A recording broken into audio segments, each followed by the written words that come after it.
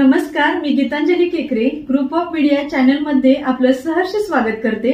पाहूयात आजची एक महत्त्वाची बातमी। इचलकरंजीत 3 किलो 220 ग्राम गांजासह 1,51,000चा मुद्देमाल जप्त।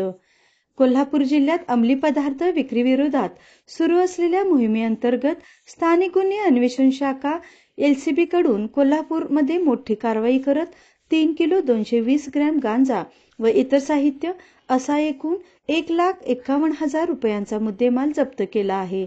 जिल्ह्यात अवैध अंमली पदार्थ साठा व विक्री करणाऱ्यांविरोधात कठोर कारवाईचे निर्देश पोलीस अधीक्षक महेंद्र पंडित यांनी दिले असून त्यानुसार LCBच्या पोलीस निरीक्षक रवींद्र करमळकर यांच्या मार्गदर्शनाखाली पथक तयार करण्यात आले आहे।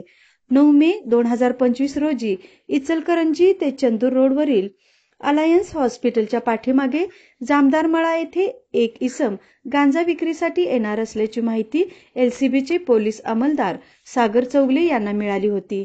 मिळालेल्या माहितीनुसार पोलीस निरीक्षक कळमळकर, पोलीस उपनिरीक्षक शेष मोरे आणि पथकाने सापळा रचून छापा टाकला असता गांजा विक्रीसाठी आलेला इसम ताब्यात घेण्यात आला आहे। तपासात त्याचे नाव गुरुदेव पांडुरंग सकट, वय 42, राहणार पाटीलमळा, हातकलंगडे, सध्या राहणार शिरोळ असे असल्याचे निष्पन्न झाले।